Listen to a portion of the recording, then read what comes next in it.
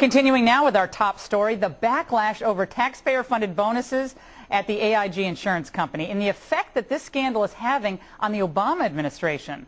Here's what the president had to say today about the bonus contracts. Nobody here drafted those contracts.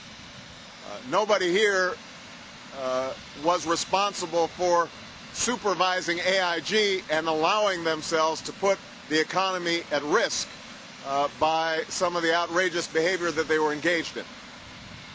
We are responsible, though. The buck stops with me. Wow, I never thought I'd hear that before. With us now, political analyst Dick Morris, whose website, dickmorris.com, is a must-read, must-see. Dick, Problem is the buck stopped with the AIG executives. Well, what bucks? There are no bucks left. They're all at AIG. Dick, look, the poll numbers now are really starting to show that the people have had about enough of the razzle-dazzle, the parties at the White House. Now Democrats are starting to bleed support. The new Rasmussen, I know you have seen, 41% said they would vote for their district's Republican. 39% would choose the Democrat. Those numbers obviously were flipped just a few months ago. What's going on here? Well, those numbers were flipped for 3 years. This is a question they ask every week. And every week after depressing week after depressing week, the Democrats had a 6, 7, 8, 9-point lead. And by the way, won Congress by 6 points, which is what that generic poll predicted they would. Sure. So the fact that it's flipped now for the first time in 3 years is pretty impressive. What do you think about the razzle-dazzle, the Tonight Show appearance tomorrow night? Then he's doing ESPN. He's doing a primetime speech to the nation, press conference thing next week. I mean, there's a lot of razzle-dazzle going on here. He can try all that, but he's going to get so overexposed. Let me put this in perspective. Compare Clinton, Bush, and Obama at this date in history, 60 days into the presidency.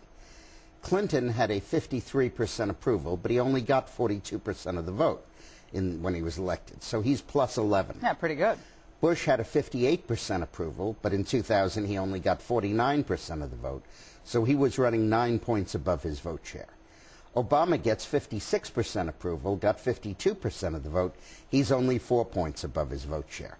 And that shows the real vulnerability that he has. Now, the disapproval numbers going up for him, which is a key factor. You also have some interesting insights as to what the Obama administration is doing now with the money supply in the United States. It's a story that people don't talk about. What's going on with the money supply? Straight up. Today, the Fed announced they were going to inject another $1 trillion into the money supply. Wait, what does that mean? What that means is that they will buy up Treasury bonds and also give banks more money in an effort to expand the money supply. Now, the money supply has gone up, has tripled in the last 5 months, 271%. This will move it up another 60%. Look at some numbers here. There's $800 billion in circulation. There's another $800 billion that's been created that's sitting inside a nice warm vault at the Federal Reserve Board, paying interest to the banks that own that money. The Fed is keeping it for safekeeping because they pay interest now. The banks can take that money out tomorrow, but they don't want to. Why not? Because they don't want to loan money in this environment. Now the Fed is going to put another $1 trillion into that vault. It's not going to go into the street. They're not going to go out in the middle of Broadway and leaflet $100 bills. They're giving it to the bank, which already has $800 billion it's not using. Now, what are they going to do with it? In a year or 2 years, when this thing starts to end, they're going to pull that money out and lend it all at once. And what does that mean? Inflation? For double-digit inflation. So that's for the American people. And that shows up in the form of higher prices, wages that are stagnant, and what else? Well, gas prices and everything. But the problem is the dollar not worth as much. The only way to stop that inflation, once it starts, is a new recession caused by the government. God. This is so terrifying. I hate to be like Joseph, but you got a year or two more of this depression. Then you're going to have another year or two of inflation. Yeah. Then you're going to have another year of recession to cause the inflation. And you know what? The second and third acts of that are totally unnecessary. All that would have to happen is for Obama not to have passed that stimulus package and the Fed not to do what it did today. Dick, I'm so glad you raised that. We're watching this whole AIG thing play out. Bonuses are easy to focus on. The main question is the money that went to AIG, the almost $200 billion, a lot of it overseas.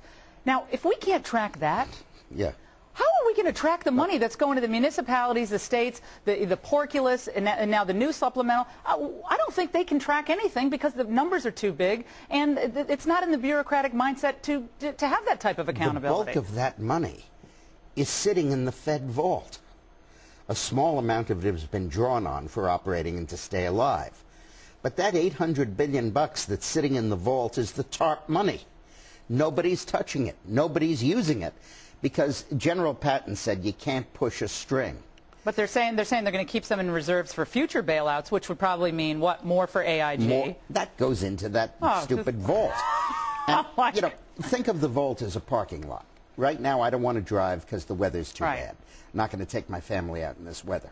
When the weather improves, I'll start driving. So down the road, it sucks the consumer, meantime, the regular taxpayer, my car working is in class the parking people. garage, Yeah. and I'll bring it out when the weather improves. But everybody will, and that's a traffic We're almost jam. out of time, but I just have a sort of a question off point here. Did President Clinton always use teleprompters when he was just doing impromptu things? I remember he did not. No. Isn't that right? There's a funny story.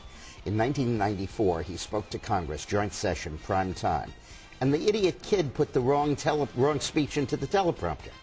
From memory, he gave the right speech. Yeah. And then when the kid put the right one in half an hour later, he picked it up where it left off. Well, I call this President tennis match because it's back and forth, back and forth. Hurts the neck after a while. Dick, thank you.